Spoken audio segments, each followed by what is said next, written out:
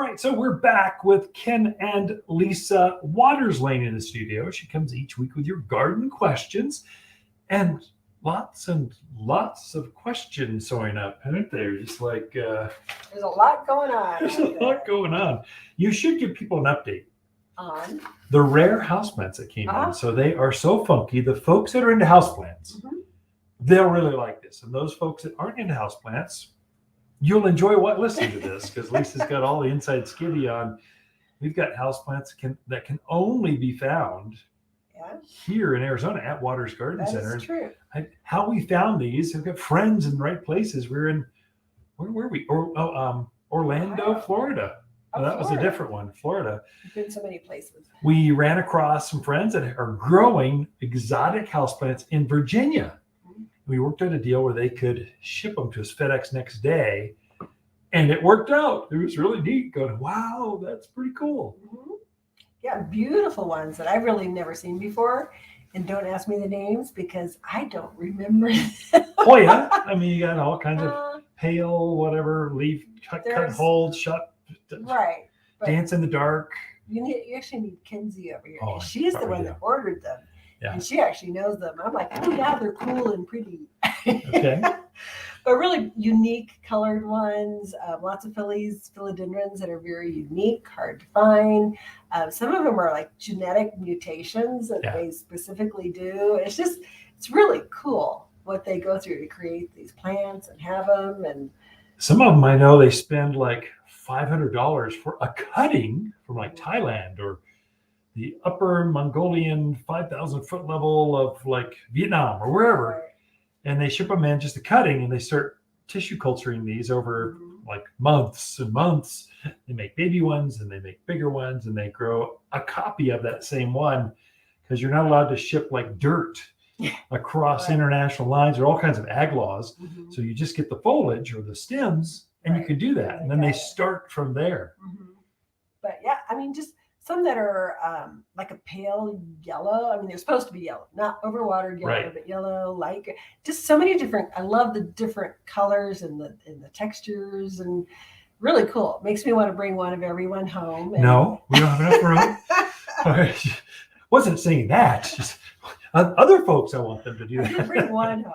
It's an orange. It's got orange leaves on it. It's a philodendron, but it's got these really cool orange leaves to it. Orange leafed philodendron. Yeah. Now that's freakish. Glows in the dark. It does. There's a pink princess one I really want to, but I'm not sure of a good spot for it. But I'm contemplating. That one's super rare. So anyway, exotic plants. This is about garden questions. What are everyone else talking about? Maybe house plants, but it could be tomatoes or fruits or whatever. So we've got a little bit of all the above. Okay. Our first one is from Marin. She wants to know, will snails and slugs eat the fruit as well as the leaves, or do they tomatoes and peppers, vegetables, or do they just eat the leaves? So tomatoes are different. Other vegetables, yes, they will. Interesting tidbit, factoid. Did you know the reason that animals generally, bugs, don't eat the tomato fruit is because the skin is actually toxic. Really? Now, to you and I, you'd have to eat like boatloads to actually do anything. But to an insect, so it's their natural defenses of a tomato. The fruit is so delicious to everyone. It wraps itself in a red skin, not just red, but in a skin that is toxic to bugs, basically. So I would say probably they won't eat tomatoes, but they'll eat everything else. Hornworms, generally they eat hornworm tomatoes, but I've seen them eat peppers and other things. It just depends on what competition's out there, how much foliage, how many, the sphinx moth, the one that looks like a hummingbird. That is actually the adult phase of a tomato worm. So it depends on where she's laying eggs around the yard. And there's been a lot of them. So kind of keep a close eye on your tomatoes. So if you've got snails and slugs, they deserve to die. Don't let them eat. Don't let them eat your fruit. Just get rid of them. Put a little bit of bait out there, some iron-based bait. They'll be gone. They'll be gone like the next day. So or at least it'll thin them out enough where they won't bug you so much. So Marin, get in here and get you some snail and slug bait, and that'll affect it. So they're pretty thick right now. I was in our backyard. We have a raised patio, but it sits up maybe 5-6 feet. Yeah. I was looking at the wall, and there are at least 6 snails stuck to the. That's because we've got ivy and achebias, things growing on the wall, so it's like the perfect environment for them. They were big too. They were happy, but get rid of step on them. Right. Feed them salt. Crunchy. Or just I throw them get to some the neighbors' bait. yard. Oh, don't tell them. This is broadcast. They're probably listening right now. They're going, you're the reason I've got snails and slugs. Oops. Sorry, No neighbors. secrets out.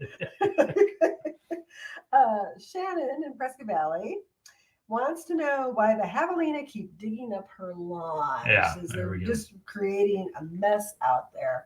And she wants to know how to determine what to do. Yeah, so they're eating something. They're attracted to something that's in the lawn, and it's usually a protein source. So worms. It could be worms. There's been a lot of worm movement, so they'd like those. More than likely, it's grubs. So you've got a white C-shaped worm that eats the roots on your grass, and they smell these. And so they'll come in and dig up, rototill the lawn and eating, not the lawn, but they're eating the grubs. Another one, skunks will come in. They'll dig this perfect little cone-shaped hole. So they can get a real sensitive nose. They can smell the grub.